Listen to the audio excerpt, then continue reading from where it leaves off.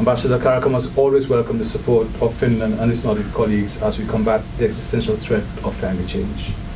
The passage of Hurricane Dorian through the Bahamas 10 days ago vividly illustrated the effects of this phenomenon.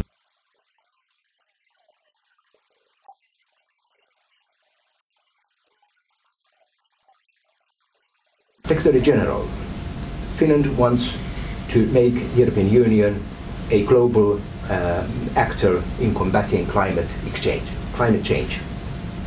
Here we have a challenging agenda that needs to be analyzed together between the European Union and CARICOM to secure a better future for our children.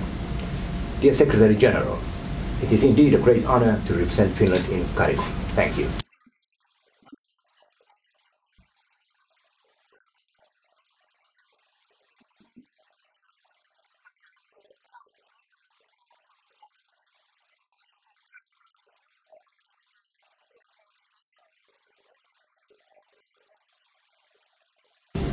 Ambassador, even as some of our nations seek to strengthen financial and economic resilience through diversifying into financial services, they are confronted by the continued blacklisting by the European Union as high-risk and non-cooperative jurisdiction.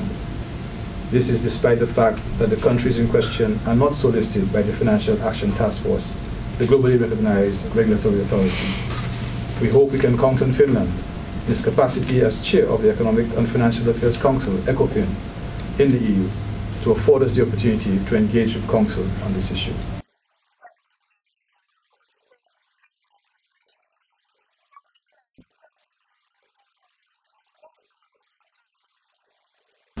I must thank Finland for its continuing support of the region's meteorological services since 2010.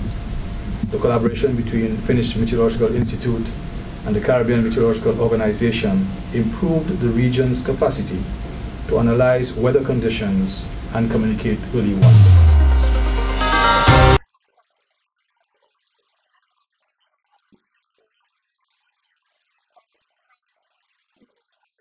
It is an important partner for the Caribbean community. We have made steady progress since the establishment of formal diplomatic relations in 1997 with the accreditation of your country's first ambassador to CARICOM. We have established, as you mentioned, a joint commission to promote and develop closer relations between the parties in political, economic, environmental, health, scientific, and technical fields. Indeed, at this time, we are in consultation with member states with respect to your proposal for a meeting of the Joint Commission in November.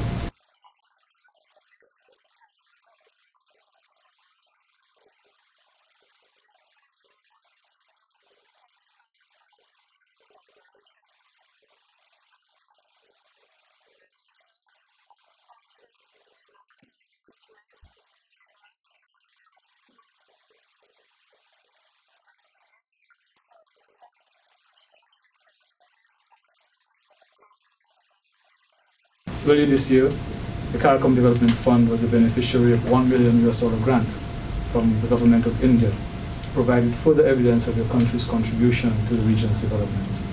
This gesture is highly appreciated, and I sincerely thank your government on behalf of the entire community.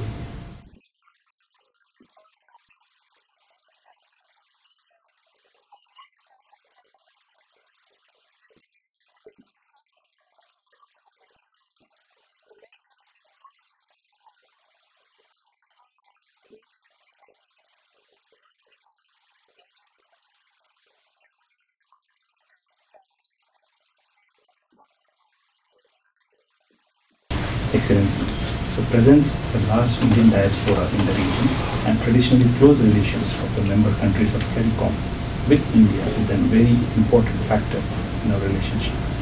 India and CARICOM member states, with our convergence of views on many global issues, can play a very constructive role in the international fora. I convey to you sincere gratitude of my country for the support which we have received throughout the years from all the CARICOM member states in various elections to the UN bodies and international organizations. Count on CARICOM support in United Nations restructuring, including expansion of the Security Council and India's claim for a permanent membership of the expanded Security Council.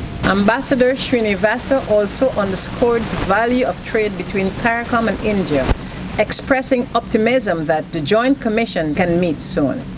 Excellency, immense opportunities exist for India and CARICOM member states to further enhance bilateral trade, particularly in the fields of agriculture and food security, health and pharmaceuticals, small and medium enterprises, marine development, and oceanography and disaster management. India's bilateral trade with the CARICOM member states during the previous year was about $674 million. He said the Honorable Prime Minister of India, His Excellency Mr. Narendra Modi, will be meeting with the heads of delegations from CARICOM member states on the 25th of September in New York on the sidelines of the United Nations General Assembly for the first ever India CARICOM Summit.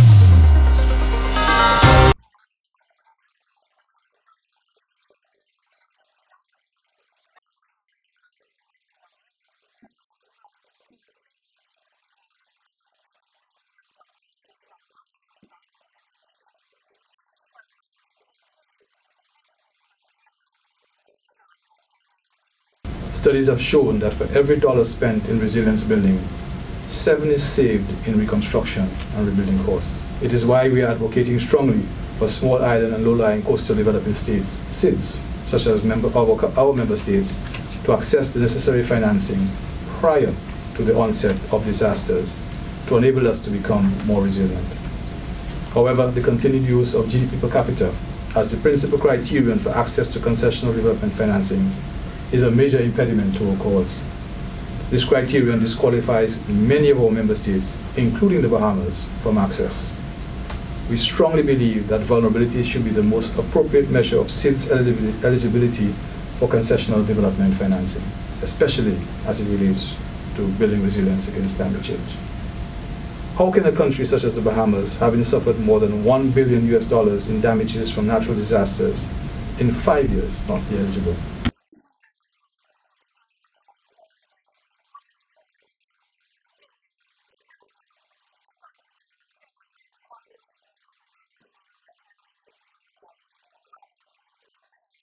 Last week, I accompanied the Honorable Alan Chasney, Prime Minister of St. Lucia and Chairman of CARICOM, and the Honorable Mia Mottley, Prime Minister of Barbados, on a visit to the Bahamas for her first-hand look at the damage wrought by the storm. The scene of devastation and destruction on Abaco Island and Grand Bahama was heartrending for all of us. For 4 of the last 5 years, the people of the Bahamas have had to face the wrath of major hurricanes and the consequences.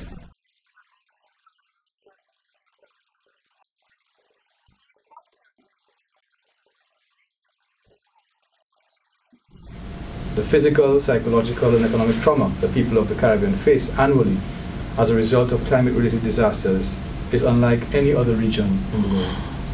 As small emitters, we are the least culpable in actions which encourage climate change, and yet we are its perpetual victims. It is more than time for meaningful action. In other news, the Caribbean community continues to tackle the issue of gender-based violence as part of its wider crime and violence prevention agenda. Facilitated with the support of the European Union CARIFORUM Crime and Security Program under the 10th European Development Fund, the capacity of education officials in 5 member states will be built to further empower them to address the problem of gender-based violence in schools. Under the theme, Rethinking Masculinity, Understanding Gender Equality as a Means of Ending Gender-Based Violence in Caribbean Schools, 5 country workshops have been slated for Trinidad and Tobago, Guyana, Jamaica, Belize, and Suriname. On Thursday, 12 September, the second of 5 workshops opened in Georgetown. Speaking at the opening of the workshop, CARICOM Secretariat Deputy Program Manager for Gender and Development, Ms. Anne-Marie Williams, said teachers should be educated as to the important role they play, not only in prevention of gender-based violence, but also in passing on positive messages through the curriculum, that violence is wrong and that masculinity can also be rooted in peace. The workshop seeks to address major concerns, including the normalization of gender-based violence in the Caribbean based on the findings of a study commissioned by the CARICOM Secretariat in 2012.